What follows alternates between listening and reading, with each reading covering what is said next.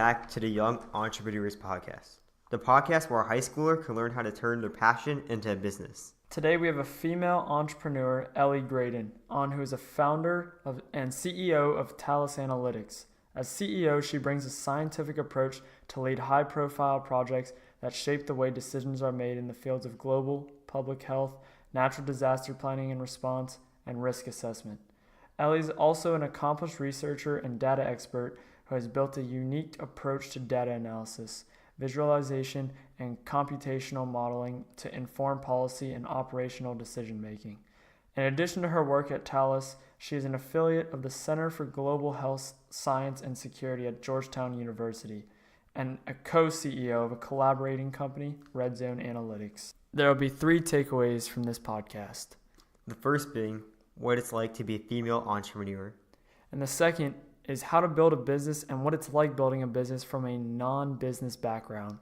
And lastly, how to combine social impact and profitability. Ms. Graeden, thanks for coming on. Absolutely. Thank you for having me. No problem. So we'll start with our first question. So tell our viewers a little bit about yourself and your company, Talus Analytics. Well, my path was a little circuitous. I started out in biology and started working in labs doing wet bench work as a high schooler, and then continued that through my undergraduate in microbiology. I then did my doctorate in developmental biology. I was looking at brain development in zebrafish. But as I was finishing my doctorate, I was really interested in policy and in figuring out how to apply scientific analysis and all of the scientific data coming out of a wide range of fields, but helping make that accessible to the types of people who have to make decisions on the basis of it at a broad policy scale. And when I say policy, what I mean is, yes, government policy and politics, but also any large organization that needs to be structuring its strategy around data, but very often don't really have the expertise in the field to be doing that translation themselves. So I started working for a small company in DC and started up my own line of business doing really focused on emergency management, risk analysis, and helping pull those scientific data into that field. I then launched Talus Analytics. My co-owner is my previous boss, who then spun me out and offered me the chance to start up my own shop. I was also then moved to Colorado for purely quality of life decisions or choices. We've had great skiing this season,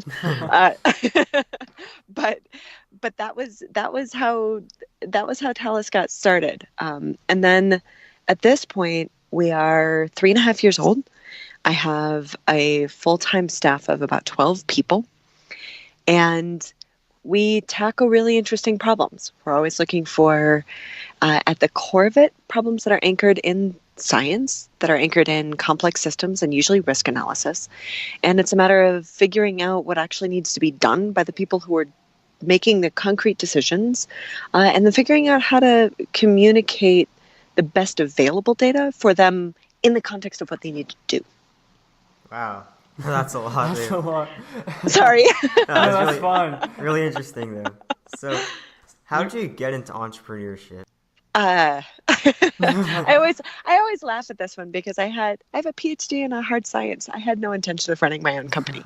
It was never the goal. I don't have an MBA. I don't come from a family that was doing business, particularly. And so it was a matter of looking around and seeing that there weren't any other organizations that I could find or niches that I could see that were answering the kinds of questions that I was interested in asking. And so I had to build my own. I probably would have stayed an academic, except that the types of problems we solve don't fit cleanly in any department.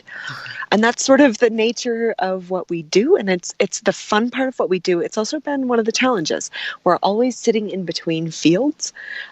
Most everybody in the company has pretty significant expertise in a field.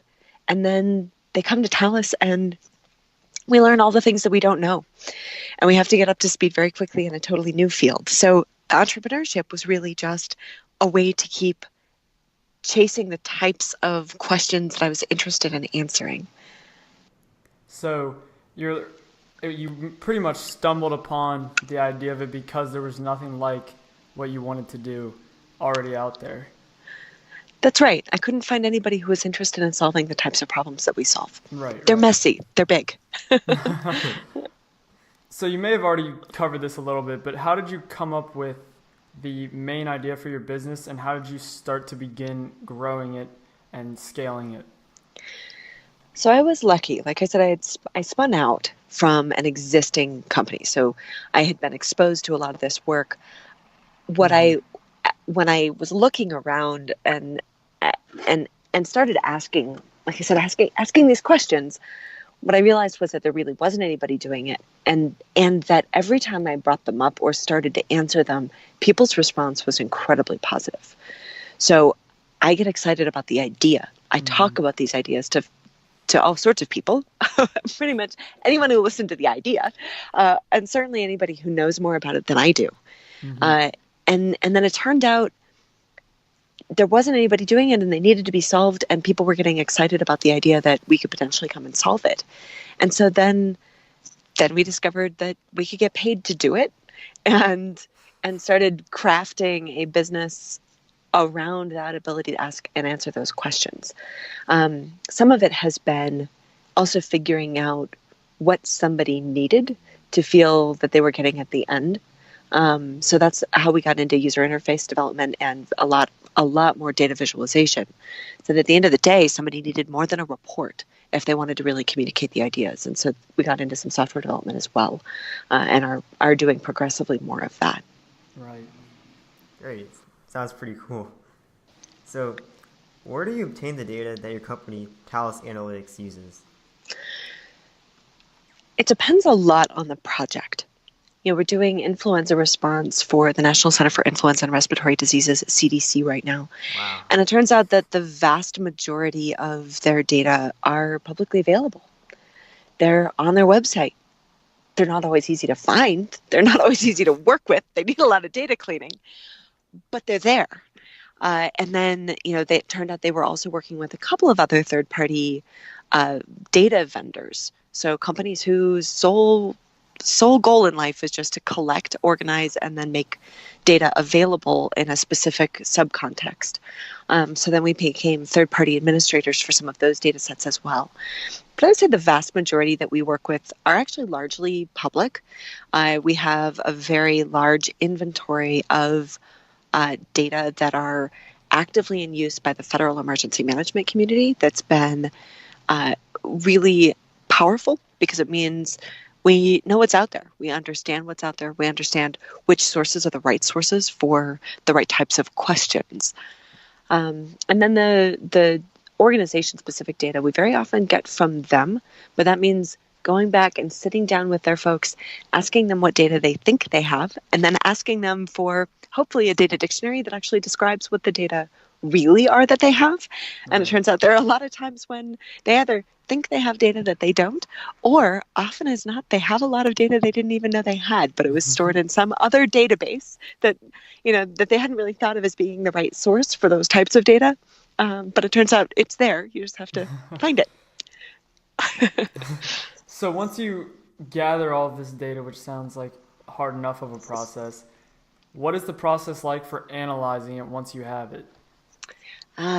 So it's funny, but we almost work backwards from that. So what we really do is we sit down. The first thing we do is sit down and find out what somebody's doing. What is their mission? What are they actually trying to accomplish? It turns out that if you can get somebody to really clearly articulate what they need to do, sometimes you need different data than they think they're going to need. So then we work backwards and we say, okay, well, if this is what you're trying to do, then this is the information you need. If this is the information you need, really which data do you need to meet those information requirements? It often turns out that it's a narrower scope of data than one would think. It's not all the data that you need. It's some of it. So then we go and we find those data. And very often what happens is that as we're aligning, we do systems analysis to align the data that we have with the data that is needed. which all lines up. A lot of this is differences in units or differences in resolution. Say what we need are daily data, but what we have are weekly, or vice versa. So there's a translation process. Or the data are organized around, what we'll often get are personnel data that are organized around HR requirements. But what we really want to understand is what the demographics are of that community relative to disease transmission or something else. So we start to align those data.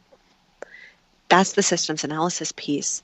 And then only once we've really clearly identified the data that we don't yet have or the information that we don't yet have, then we figure out what analysis we need to perform. There are cases where we end up building pretty complex computational models, flood models, for example, or epidemiological models looking at outbreak transmission in R or in Python. Often as not, what we're doing is simple addition or subtraction for across a whole data set, but it just turns out that you need a transposition of those data, not a full analysis. So a lot of it is figuring out exactly what needs to be done, and that's where I think most of the work ends up being. The other piece is organizing the data, right? You need an ontology, you need a taxonomy, you need an architecture, and that's the other piece that we spend a lot of time on, because if you haven't organized it properly, you can't analyze anything anyway, because you don't even know where it is. So you mentioned that your company, Talus Analytics, has worked with the CDC before. So what type of work does your company do for the government? So the government is a canonical, very large organization that has a lot of challenge keeping track of all of their data and getting that really effectively used for folks who are, and by people who are not experts in the data themselves, right? So your senior leadership in any sort of government organization is rarely a subject matter expert, and certainly can't be a subject matter expert in everything the agency does. So there's this real need to really understand what's being done across the organization and then communicate it clearly. So as I mentioned for CDC, we're helping them build a vaccination coverage dashboard that shows what vaccination coverage is across the whole US. Turns out they had bits and pieces of those data, but what we're doing is the data integration and then the visualization. So you can quickly look at it and in the course of 5 minutes, figure out where you need to spend your effort. That's then related to another tool that really picks up. So if you think about vaccination as something that you do as preparedness, right? It's getting ready for the outbreak. It's helping make sure that you've gotten people vaccinated before the outbreak starts so that it doesn't spread as far. We then, once the outbreak does start, you need to know who in your healthcare system needs help. So which hospitals are struggling? Where do you not have enough supplies? Where are people not showing up to work because they're sick or their kids are sick? So we then have a second dashboard that's looking at those sorts of alerts that then helps CDC see where across the country we're seeing patterns in those alerts coming out of the healthcare system that show them something about whether, for example, the supply chain might need help, or whether it's a matter of turning on mutual aid, or whether it's a matter of, really turning on some major levers around release of new antiviral or other sorts of medical countermeasure modifications in the supply chain and things like that. We also then have a surge capacity tool for them organized around a program called Flu on Call, which is really designed to help people get information so that if they're not really sick, say that they aren't in respiratory distress from pneumonia or the flu, that they can call and get help from a nurse by phone and maybe even get a prescription by phone for an antiviral without going to their ER or their primary care physician. That leaves those medical providers available to help take care of the people who are actually critically ill. So it's this whole suite of tools that really aggregates all of that information, rolls that up in a way that CDC can then see what they need to be doing on a response front end to end for the outbreak. Does that make sense? Yeah, it's a lot to take in, and I'm sure our viewers will think so as well, but it all sounds like very hard work. So that brings me to the point of asking the question, were there any moments along the way of building this company that you felt that you couldn't do it and wanted to give up? Oh, yeah. Have you talked to anybody who said no? um, so, the hard part for me is I'm a scientist by training. I am not a salesperson by training. Mm-hmm. I get really excited about what I do, but there were definitely some periods when what we actually needed was cash flow. We needed some contracts signed. I needed to go out and frankly be a whole lot more social than I am by choice. So those are the hard days for me. And when it feels like when it feels like it's hard to explain the value of what we do because it doesn't fit in some clean, tidy box that somebody's expecting. Mm-hmm. So would you think that over the course of time you've picked up a little bit more of that like business edge, business marketing side of things, that how they need to be done, how you need to market yourself? I've certainly gotten better at the organizational side. I'm still not much of a salesperson, but So do you have people that work with you that handle a little bit more of that side of things? not right now. I'm starting to work on it. Mm-hmm. The upside of doing it all on my that side of it on my own is that I get to be picky. Right. We only take in projects that we're really interested in solving and that we feel really good about solving. Because I'm doing it, I get control over that. So some of this is, it's nice to have final say on things, on which types of projects we'll be working on. So it's a sort of catch-22 where that's concerned. I'm okay with growing more slowly. Which is what it will take if I'm doing it, but it also means we get to grow more intentionally. So again, it's a catch-22. I think there are benefits to both. So from what we read and heard from you, it seems like Talus Analytics seems like a really successful company. And we believe that to have a great company, you also have to have a great team around you. How did you build your team and determine who is the right fit? I love my team. Statement number one. I have a really top-notch group of people. So I feel very lucky. As I've mentioned, because what we do doesn't fit in one field or one clean box, hiring can also be a challenge for the same reason. We can't just go out and say, oh, well, we just need an economist, or we need a chemist, or even we need a developer. What we need is a developer who understands data and is interested in research questions.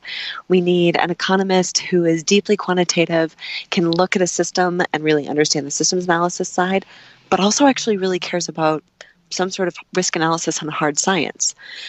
We need scientists who are comfortable thinking in a policy space and really good writers. So what we're looking for in general are people who have been really successful at one thing. We know they need to be deeply quantitative. It helps a lot when they've had a research background. I think the biggest thing you learn from research is how to fail, how to get really comfortable with it. Nothing ever works when you do research. The whole point is you spend your whole time asking questions that you may or may not get answers to. And so I would say the folks with a research background have gotten less frustrated with our work. So we then run people through a series of case study questions, not traditional business case studies, but a little more brain teaser like. Is this somebody who can think on their feet, who can problem solve out loud and problem solve in a linear and logical fashion? Are they comfortable with simple calculations in their head? Right? We're not testing for higher calculus specific skills so much as we are making sure that somebody's comfortable and fluent with math as their language. We then, and we're looking for then people who have demonstrated success in, like I said, virtually anything that they've done, but they need to have become really good at something. I think that's another really important piece. So that's generally what we're looking for. We also have a pretty heavy emphasis on our culture.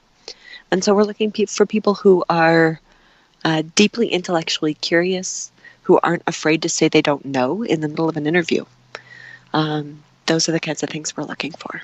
Right. So from what I've read, you focus on social impact and profitability, and that's no easy task. So how hard is it to combine the two? I just care a lot less about profitability. It's a good trait. Yeah, well, I say it somewhat facetiously, but it's sort of true. The I don't worry about the profit. I tend to approach it that, we know what our costs are, and I make sure that when I'm bidding a project, that we can cover those costs, and that we're covering those costs with enough extra that if something goes wrong, that we have a backup, right? That you have some extra time, which is really what money buys us, is time. Right? I mean, it's because most of what we're doing is consulting, and it's a combination of consulting and development. More money means more hours to spend on it. What that means is we have more time to go explore a question that we didn't realize was going to be really key, but it turns out we need the answer to really understand the problem set. So that's how we price things. And then what I have found is that the profitability comes when we really understand the problem, and when I don't worry too much about it, but we focus on really driving toward a solution.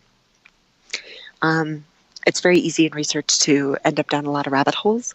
And if we can be good about keeping our focus narrow enough and really target it on the end goal, then we can get there in the amount of time that we need to make the profit or the project sufficiently profitable.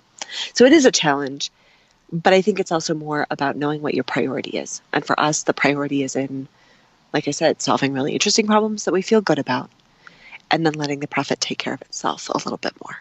Right. And so you said that money buys you time. So Mm-hmm. on like a very, guesstimate range, how long do the projects usually take on? How much time does that usually require to give your team and yourself? So it depends a lot on the scope of what we're working on, right? But, with the CDC project, this suite of projects we're in our second 12-month period. We're looking at least another 12-month period. For each one of those, we're talking about probably 3 to 6 people about half time at different levels. We also have, I would say our average project is somewhere between 6 and 12 months. Right. And then we've had a couple that are sort of 3-month quick turn things, where what we're trying to do is go and figure out what the right questions are and get a sort of broad strokes of what's out there to answer those questions. So we can do the smaller ones, but usually they're really teeing up those deeper dives. Right. Okay. So throughout your journey up to this point, have you faced any significant challenges, more as like a female entrepreneur? I saw that question on there, and I was a little, I'm a little hesitant. The reality is, I would actually say it's getting better, but I work in IT and emergency management and quantitative analysis. They are largely male-dominated fields still. They're getting to be progressively more women. There's always a fine line dance with sort of figuring out how to be heard, but do that in a way that creates space for other people to have voice and doesn't step on toes. I think that's a lot of those skills, though, are just as critical for anyone, and it just puts a particularly fine point on it, I think. I am very lucky to be in a marriage that my husband does most of our caretaking. So he is home with our children, and it takes care of life, all the sorts of practical aspects of making life work. And that's given me a lot of freedom to be able to build a company, to be able to travel, to be able to do things that I wouldn't be able to do if I didn't have such an equal partner. So I also just feel very lucky where that's concerned. But again, I think that's just life negotiation. And I think that's something that we all end up having to do. And a lot of it is just figuring out what the right priority, what the right balance is for yourself and for the other people you want in your life as a high priority, right? And that's true with friends, it's true with spouses, it's true with children, it's true for whatever combination of those things you decide that you want for yourself. So it seems that you found the balance that works for you. Most days. So, are there any books you've read that have been helpful to you in terms of growing your business? You know, I spent a lot of time not reading business books, partly out of stubbornness. I've started reading a few more.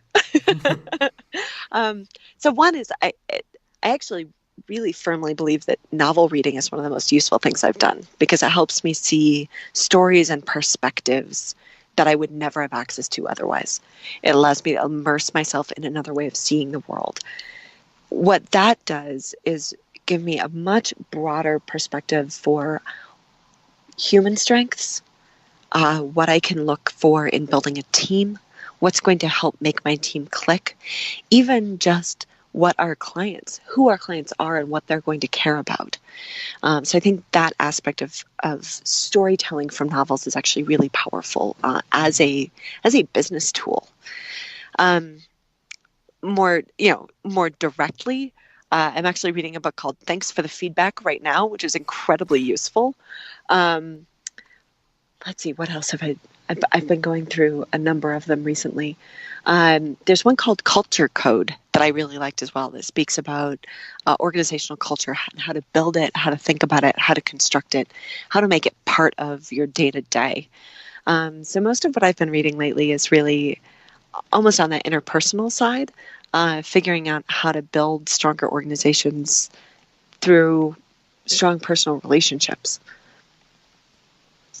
Right. So as we tried to build, I've read a couple of different books, but I never really took that aspect of novel reading into consideration. But now, of course, I will. Yeah, it's a really interesting idea. And so, per usual on our podcast, we always wrap up the interview by asking, what is the single most important skill that you, in your opinion, a young entrepreneur should have or learn? Critical thinking. It's always asking the next question, and it's making sure you're really thinking through the logic of the answer. It's looking for the gaps in that logic and really pushing on it, not assuming that just because someone is an expert that they have all the answers. You can respect a lot of what somebody you can absolutely respect somebody's expertise without taking everything they say at face value. Right. And I think there's this, I think I've seen it a lot, both in terms of building expertise, is that ability and need to ask deeper and deeper questions. But there's also a willingness to take what's said, think through it, and apply your own frame of reference to it. Successful entrepreneurs have a specific way of looking at the world that has value by definition. It's knowing to apply that value to everything that you see, and then being really humble about learning as much about everything else as you possibly can. Right. Yeah, I think that's a big one.